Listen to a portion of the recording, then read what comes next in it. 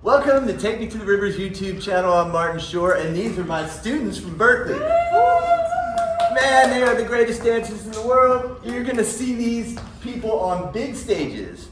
Anyway, tonight's show features a child prodigy, River Eckert. He is 16. You have got to see him. He's going to be opening our show, Jazz Fest, April 26th, Joy Theater. Get your tickets now. Reserve seating is almost sold out. Enjoy tonight's show. River is the bomb, just like these dancers are. I love you guys. See you next week. All right, River. This is exciting, man. So great to have you. So much congrats on your success so far. Man, I want to talk about all the cool things you're doing right now, but give me a little bit of background. You started when you were 3, a full-on child prodigy. I had the privilege of being around several of those, but this is an honor to be around another one. Tell me a little bit about how you got started. I know your pops is a real musician and a musical family, but why don't you give me a little bit of history on your trajectory here? Yes, indeed. So I was born and raised in New Orleans, and since I can remember, since I was in the womb, I know I was backstage at Dirty Dozen brass band concerts when my dad was in the band, and that's my earliest memories of music. And yeah, at the age of 3, I started tinking around on the piano. And as I grew older, I started to become aware of the New Orleans music scene and the legends that have come out of here, the Meters, Dr. John, Professor Longhair, so many more. And with my dad being a musician again, I had a little more insight on the music than, like the average kid born in New Orleans. Everybody's aware that lives here of what the music is like, but when you're this close to music, you can only understand it so much on a deeper level, And Yeah. So as I got even more older, I started taking piano lessons, and I started with classical training, and that was when I was around 6 to 8 years old. And from there, I started studying jazz and blues around when the pandemic hit. The first song I learned was Rockin' Pneumonia and the Boogie Woogie Flew by Huey Piano Smith.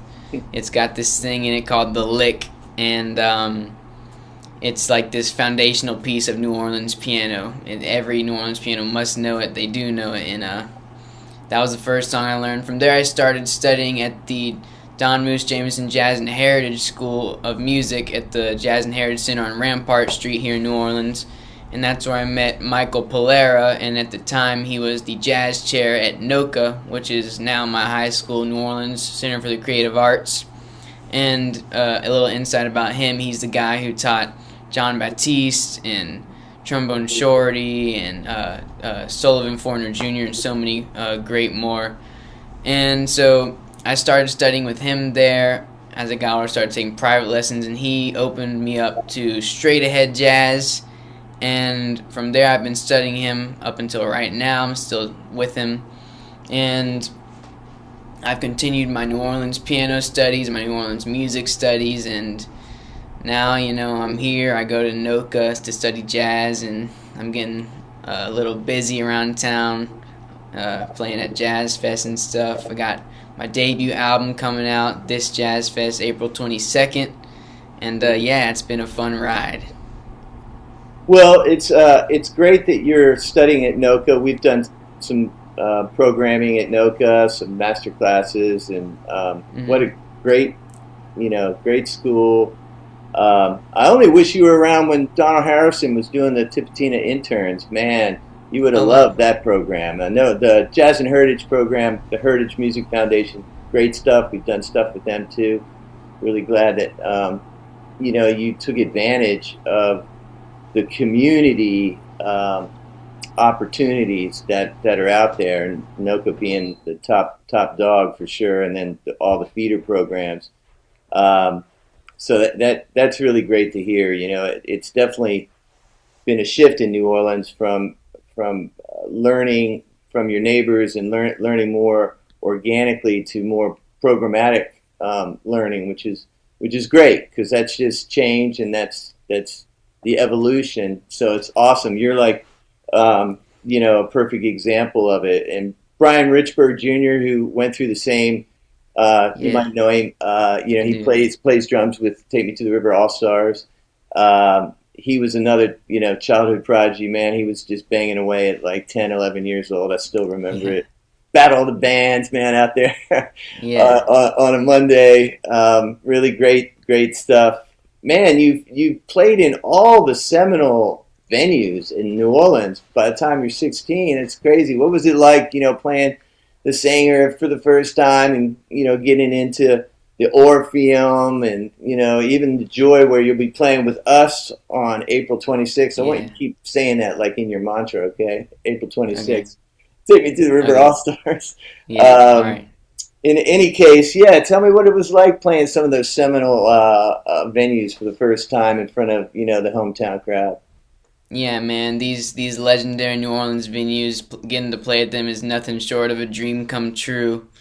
Tipitina's, I've been going there with my dad for his sound checks ever since I was probably like 6 years old. I think I can remember was the earliest time, and that's like where that's where I got to see like the first images of people like James Booker and Professor Longhair, because I've always heard their names and heard their music.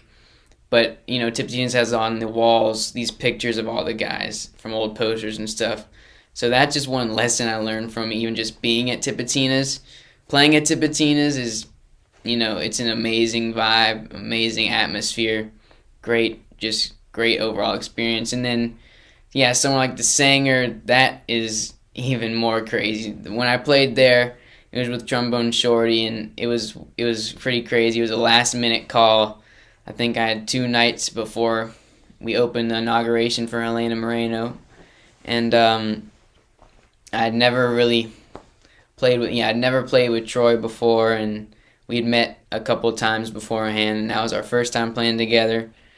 We had about a 2 minute rehearsal, 10 minutes before showtime, and that was my experience at the Singer. Really fun overall. And then Yeah, I like at the mean, Joy. there's nothing cooler than your first gig at Tipitina's, and the seminal venues like the Maple Leaf and the venues that carry the soul of New Orleans music, and it's great that you've had those experiences so early on. It's awesome, really awesome, and really for high level performances, it can't be beat. So tell me a little bit about your record that's coming out this basically right at Jazz Fest time. Yeah. So it comes out, it's my debut album, self titled River Eckert. Comes out Wednesday, April 22nd. And this album blends my roots of New Orleans, the past, with a little bit of the future. Some of my originals, it's half and half covers and originals. My first originals that I've ever written are on this album. And so it turned out really great. I'm happy with everything that came out. And we've got special guests on the album like Ivan Neville. He and I do a duet on an original of mine called Pass That Torch, which is an ode to the legends before all of us that we love and learn from. And it also features guys like George Porter Jr., who plays bass on a couple tracks, Terrence Higgins on drums on some tracks, Raymond Weber on drums, and so many amazing more. And yeah, Woo! yeah. Man, you got all the hot ones, man. Wow.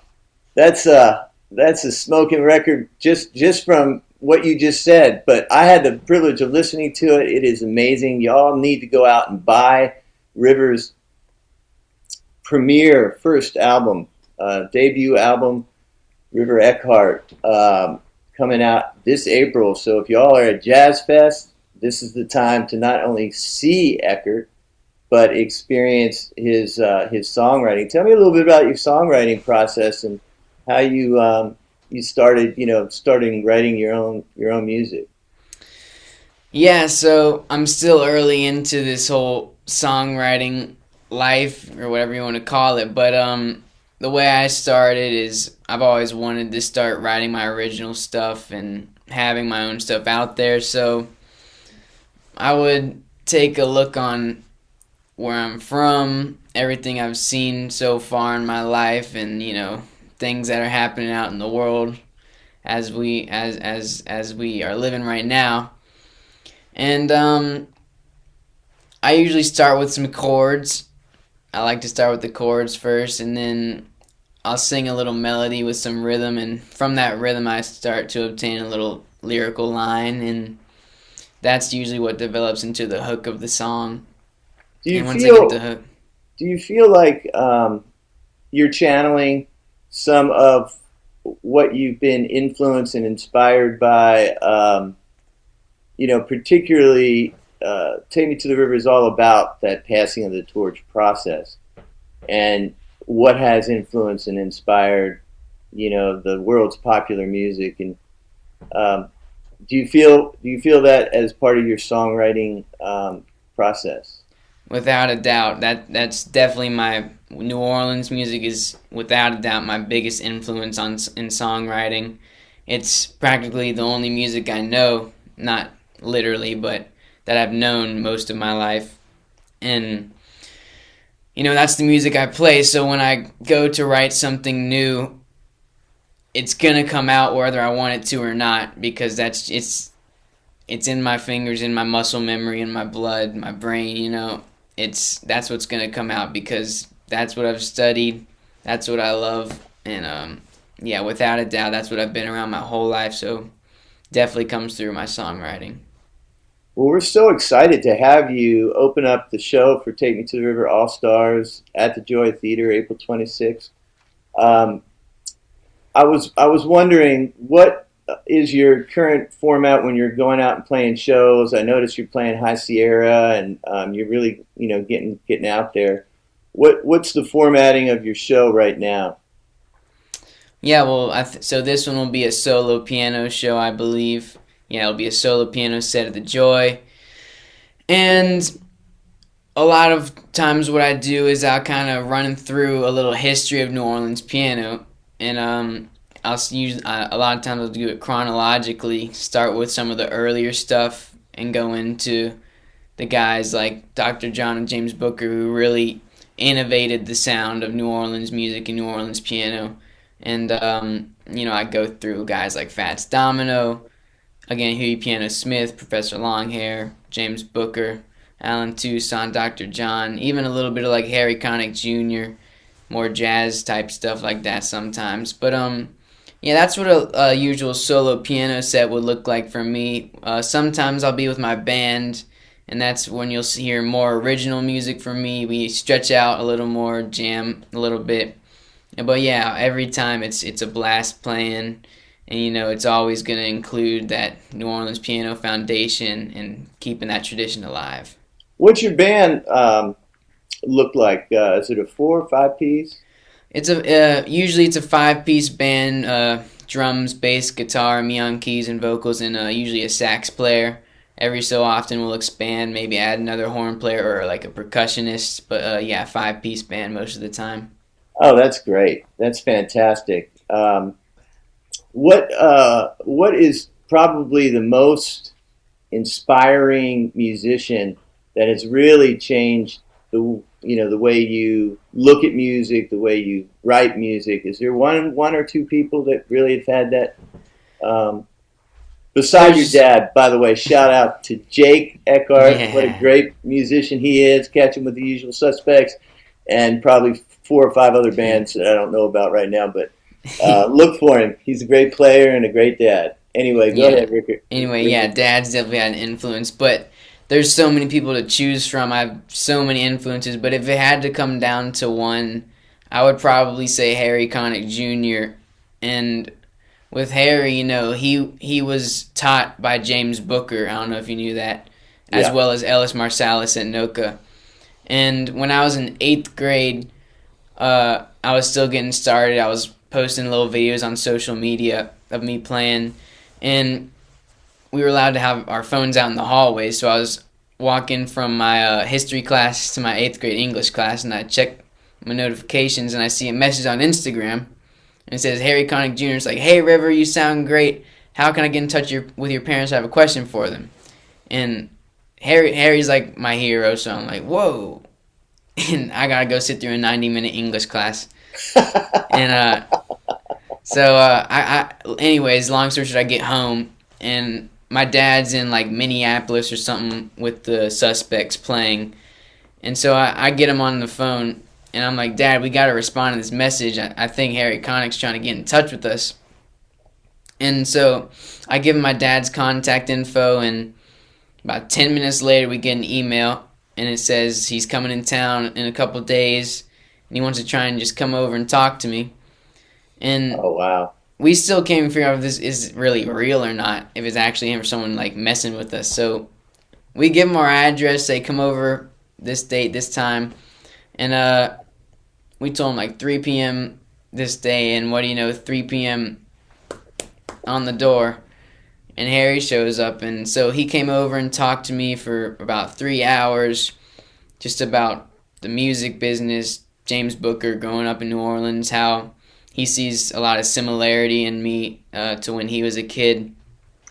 And ever since then, Harry's been a massive inspiration. As he also showed me stuff on the piano, a little like Booker stuff, a bunch of stuff too.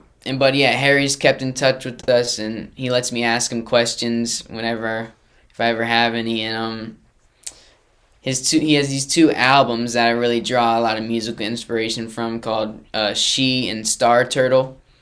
And it's got all of the guys we know and love, like George Porter on it, and Tony Hall, Raymond Weber, Russell Batiste, so many more. And those 2 albums are really my big inspiration albums musically, just writing any song I do. A lot of times, if I get stuck somewhere, I might just go listen to one of those albums and get a fresh idea, you know? Right on. Wow. It must have been such a great experience. That's Yeah. so awesome. And, really speaks to that passing the torch down and everybody really paying attention, because, mentoring is a two-way process, right? And Yeah. it's always amazing what younger musicians have to offer our masters, our older musicians, and obviously vice versa. Yeah. Really, And really, really great stuff. just to build on top of that, when I first started playing, it was at this little restaurant called Siler's Seafood out in Harahan, just outside New Orleans. And my dad would have these sets, and he would occasionally bring me up for like 2 songs. And then as I got a little better, I'd play the whole set with him, and then eventually I'd play the whole set alone. And through this whole process, George Porter Jr. would come out and watch me and tip $100, make sure I got it, not my dad. And but that's where like that whole passing the torch thing really started. Was George? He came out to see me at Siler's, and I'd say about maybe a little over a year after I started doing that, he put me on the annual Tipitina's tribute show they have every year in November. And that year it was the Fats Domino Huey Piano Smith tribute. And that was my first time playing at Tips to a sold-out crowd. George put me on the show, and that was really like my first experience with seeing New Orleans take care of the next generation, George take care of me. And that whole passing the torch, once again, it's a real thing down here.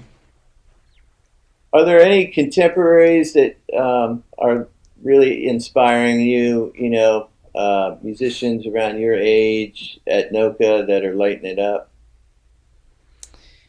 A lot of what I listen to is the old stuff, to be honest. That's what I draw my inspiration from. I mean, guys, when I'm not listening to New Orleans stuff, I'm drawing inspiration from people like Stevie Wonder and those other guys like that.